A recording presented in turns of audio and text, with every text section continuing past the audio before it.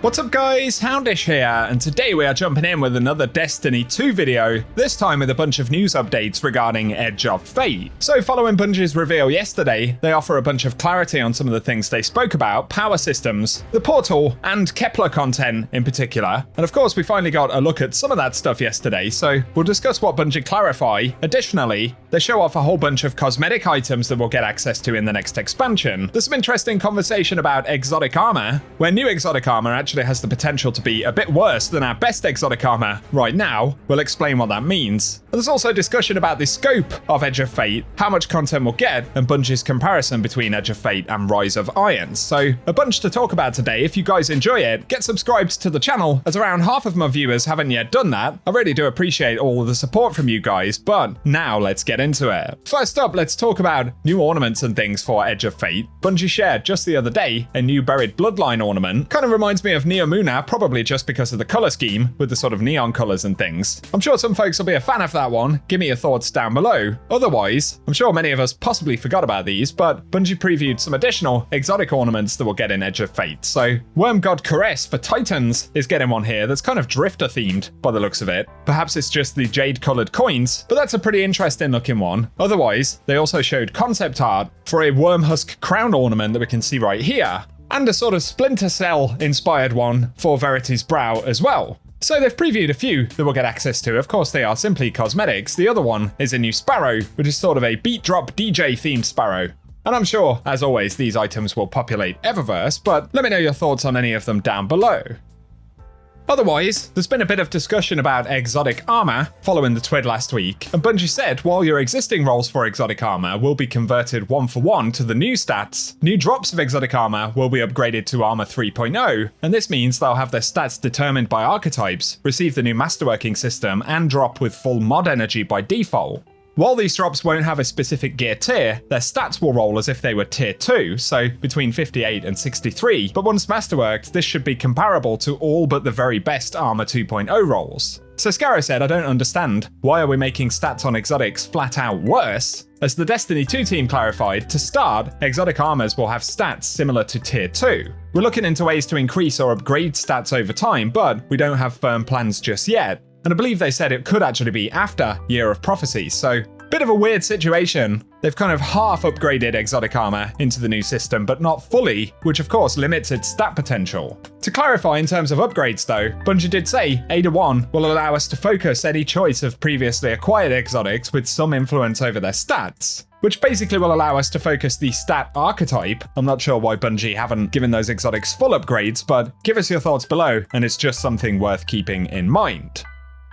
Next up though, a couple of further updates from Bungie right here, and DMG talks about the new nonary engram available from the Emissary for Ride of the Nine. We did cover a bunch of the Ghost, Sparrows, Finishers, and other cosmetics that are in there, but it turns out there are additional items that we can get, which aren't visible in the database, so I can't give a full loot pool, but if you have spare currency, it's definitely worth grabbing some. Also, DMG points out, we'll get one additional nonary engram each day that we log in next week.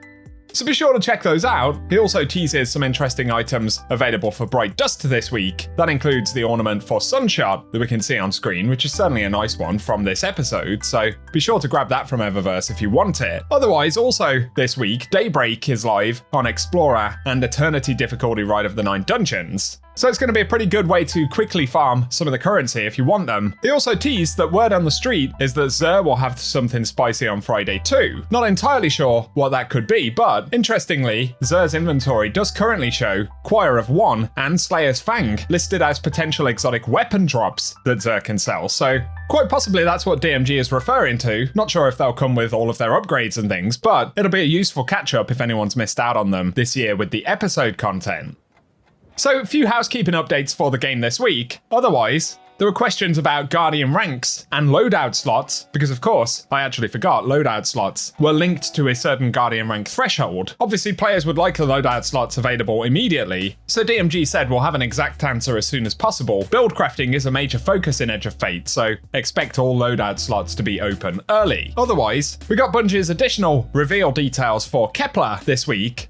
Where they pointed out we'll have an initial run of the campaign either on Brave or Legendary difficulty. They did say that completing the Legendary difficulty will get you power ready for the contest raid race on the weekend. And otherwise, after we complete the initial campaign, we do get a Fabled and Mythic difficulty unlock. Fabled is shown to have tier 2 weapon drops as Kepler rewards, and Mythic shows tier 3, so even by completing the hardest versions of the campaign, they'll still be limited to tier 3 loot drops, which is interesting, but there'll be specific quests associated with those harder difficulty campaign runs, which drop curated rewards, and the Mythic quest specifically will drop a variation of the Kepler armor set with the bonuses, and that comes with a unique shader, so it's kind of the equivalent of shiny armor. Otherwise, they confirm that Kepler is split into 4 major regions. It features a free roam, and major regions will have multiple major encounters, similar in size to Lost Sectors, but more complex with mechanics and puzzles. And we'll be able to extract materials from free roam, called fated ciphers, that can be collected and turned into the vendor to get additional rewards. Otherwise, there'll be a sort of daily and weekly focus on different areas of Kepler, funneling players into particular activities. And otherwise, they did say there is an additional unnamed destination activity, kind of inspired by the Vex incursion. And from there, we'll be able to farm rerolls of Edge of Fate exotic armor, and it will be a 3-player match-made activity, which is time limited and will pop up on the map at a particular cadence. So obviously it gives us a better idea of what to expect from Kepler. There's still plenty of stuff we haven't seen, but an indication that the destination will have some traditional-ish components, although they didn't discuss things like strikes or lost sectors, which has been a separate point of conversation. Nonetheless, it was a better look at it, so I'd love to get your thoughts about those elements below. The final thing to talk about today, Paul Tassi posted an article highlighting that Bungie have compared Rise of Iron and Edge of Fate in terms of the actual expansion scope. So Robbie Stevens said, the way we're looking at the size of these is similar to Rise of Iron, but this is happening twice a year compared to in the past. In Codename Apollo, players will experience a completely new Metroidvania-inspired destination, of course referring to Kepler. But Paul Tassi reiterates what we got back in Rise of Iron. That included 5 main story missions about Siva, and then a number of post-campaign quests, many of them for exotics, with a total of 7 exotic weapons. 2 of them were Galahorn and the modified Thorn, but the others were Kvostov, Trespasser, Nemesis Star, Outbreak Prime, and Young Wolf's Howl.